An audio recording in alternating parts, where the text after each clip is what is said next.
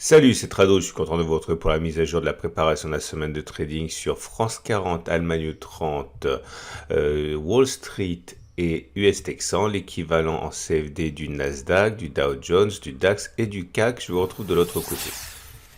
Je vous rappelle que tout ce qui suit est donné à titre purement informatif, ce ne sont pas des conseils. On commence par le France 40 et le France 40 en données journalières fait toujours état des mêmes difficultés. Nous sommes en train d'évoluer dans cet immense triangle bleu de consolidation.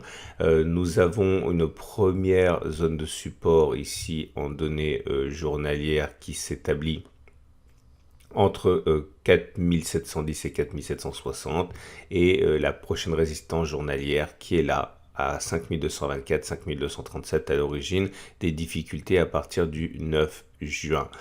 On a également une zone grise ici immense qui correspond à une zone de résistance hebdomadaire que l'on verra mieux sur cette unité de temps. Vous voyez, c'est une zone ici qui était une zone de support, qui a été cassée, qui est devenue zone de résistance et qui est à l'origine de tous les échecs répétés que l'on connaît depuis le 1er juin. On redescend sur l'unité journalière.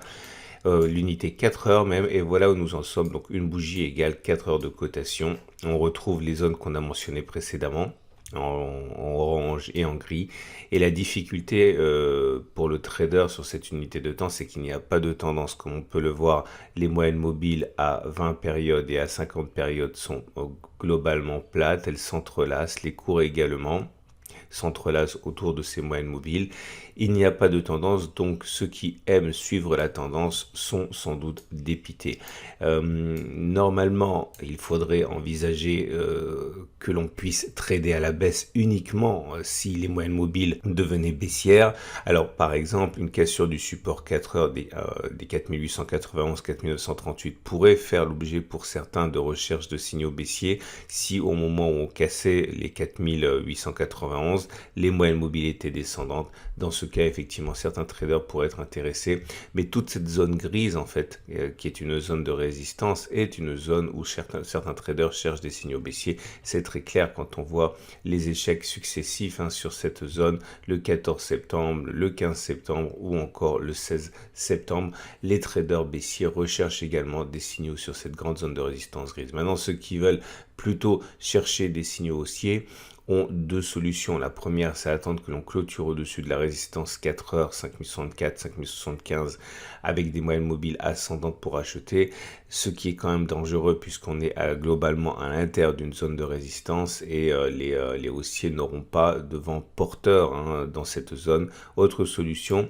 attendre que l'on revienne sur le support journalier des 4710, 4760 si on y va, car c'est une zone de support en données journalières, donc supposément plus résistantes que les zones de support en données 4 heures. Si un signal haussier devait apparaître, comme il en est apparu par exemple ici le 31 juillet sur cette zone, eh bien il y a des chances pour que des traders cherchent à saisir ces signaux haussiers. Mais pour l'instant, on l'a compris, il n'y a pas de tendance, ce qui complique significativement la tâche des traders. On passe à présent à l'Allemagne 30, l'équivalent CFD du DAX, et on commence par les données hebdomadaires puisque nous sommes sur une zone qui a son importance.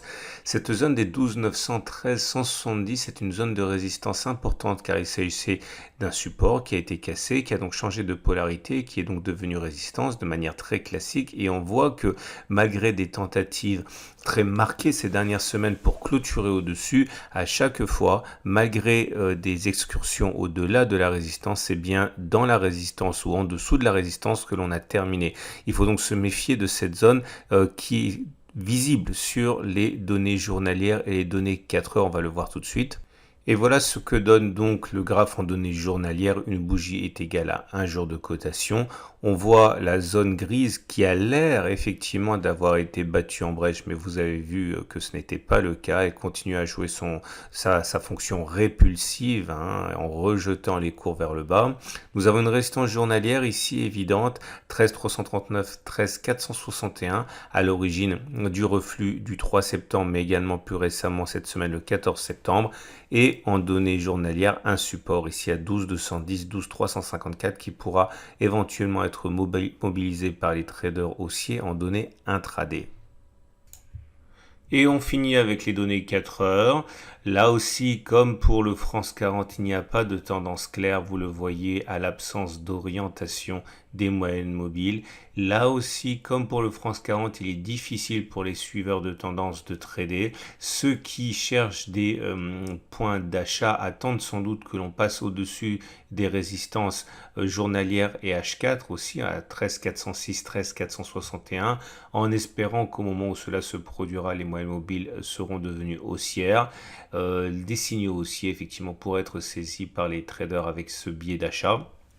Et à l'inverse, ceux qui ont davantage un biais baissier attendent sans doute que l'on clôture en dessous des 12 847 pour chercher des signaux d'achat à la baisse. On voit bien qu'il ne suffit pas de passer en dessous. Ça s'est produit à multiples reprises depuis le début septembre. Il faudrait vraiment clôturer en dessous pour qu'il y ait quelque chose de neuf et éventuellement voir les traders baissiers saisir les opportunités et les signaux vendeurs sur cette unité de temps. Maintenant, il y a d'autres possibilités beaucoup plus dangereuses sans doute, c'est initier une position vendeuse sur toute la zone grise puisqu'on a vu que c'était une zone qui était défendue par les baissiers, mais ce n'est sans doute pas ce que feront la plupart des traders. On passe au Wall Street, l'équivalent CFD du Dow Jones. On commence là aussi par les données hebdomadaires, même si on travaille sur des données intraday dans ce format pour simplement se rendre compte de l'importance de la zone sur laquelle nous sommes. C'est un support, celui des 2700, 27600, ancienne résistance cassée qui est devenu support. Et dans toute cette zone grise, il est envisageable que des velléités haussières apparaissent et que des signaux haussiers soient captés. On descend d'unité de temps, on aura des données journalières. Et donc si on passe aux données journalières, ce qu'on constate, c'est que nous ne sommes pas très loin d'une zone de support journalière, ici à 27 200, 27 370, qui épouse la zone grise de support hebdomadaire. C'est une zone dans laquelle les traders haussiers chercheront forcément de bonnes raisons d'acheter, des signaux. Et la résistance journalière est à 29 191, 29 096, zone qui a provoqué le déclin du 3 septembre. Sur cette zone qui correspond également à une zone de résistance hebdomadaire, vous l'avez compris, les traders baissiers chercheront un signal à exploiter, ce qui est quand même assez classique. On va terminer donc cette analyse avec les données qui nous intéressent, les données 4 heures. Et voilà donc les données 4 heures, comme on peut le voir par transparence. Nous retrouvons les zones de support sur lesquelles nous sommes déjà, la zone de support hebdomadaire grise. Le support qui intéresse forcément les traders en intraday est celui 27 404, 27 200. Donc qui regroupe 3 supports, zones sur lesquelles des mouvements acheteurs pourraient être repérés, puisque des signaux acheteurs sur des zones qui existent sur les données supérieures en journalier, en hebdomadaire sont forcément attirantes pour certains traders. Ceux qui veulent acheter également peuvent chercher un signal haussier au-dessus des 27 813, 28 425, à condition que les moyennes mobiles soient ascendantes. Il faudra bien ça pour accroître le dynamisme du mouvement haussier. La précédente tentative, le 16 septembre, a échoué. On n'a pas réussi à passer au-dessus. Ceux qui ont des mouvements vendeurs en tête, sans doute attendent que l'on revienne sur cette zone qu'on a mentionnée déjà, comprise entre 29 191 et 29 096, mais toute la zone grise est également intéressante pour les traders baissiers qui cherchent des signaux vendeurs à saisir. Autrement, en cas de cassure de la zone grise, ici, a fortiori en cas de clôture en dessous des 27 089, il y a de fortes chances pour que les traders cherchent des signaux baissiers à condition que les moyennes mobiles soient descendantes au moment où l'on passera en dessous, si on passe en dessous. Et on termine avec l'US Texan, l'équivalent CFD du Nasdaq. Là aussi, il est impératif de passer par les graphes de moyen long terme pour comprendre l'enjeu de la situation actuelle. Nous sommes sur un support hebdomadaire, les 10 300, 11 100. C'était une zone de congestion ici qui a été travaillée 3 semaines, 4 semaines avant de finalement être cassée. Et on revient dans une sorte de throwback sur cette zone. Et il est clair que l'avantage dans cette zone va plutôt à la recherche de signaux haussiers dans la vulgate selon laquelle les supports sont plus susceptibles d'être achetés que d'être vendus. On descend d'une unité de temps à des données journalières. Et on comprend sur cette unité journalière pourquoi la zone sur laquelle nous sommes est véritablement cruciale. Nous sommes également sur un support journalier à 10 860, 10 938 à l'origine des rebonds massifs du 11 août, mais également plus récemment le 8 septembre et toute la semaine dernière. Cette zone est une zone importante pour les traders en intraday et la résistance journalière la plus évidente est celle des 12 473, 12 409. On peut maintenant passer aux données intraday. Et en données 4 heures, on voit la première résistance qui a 11 556, 11 538 ici, comme vous pouvez le voir, à l'origine de la fin de non-recevoir pour les haussiers. C'était le 16 septembre.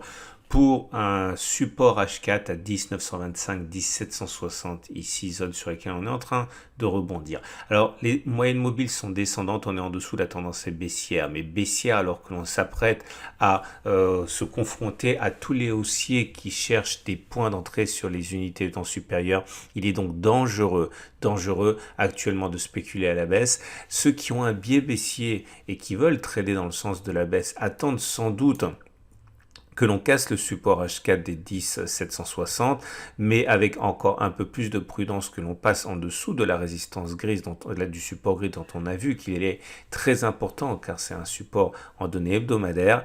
Autre solution pour ceux qui veulent trader l'US Texan, l'achat, mais dans ce cas, soit il faut s'attendre à ce que des traders achètent sur cette zone contre la tendance, mais au regard du fait que les supports sont sur les unités de temps supérieures, soit éventuellement que l'on casse les 11 556, 11 538 à condition qu'à ce moment-là, les moyennes mobiles soient déjà devenues haussières.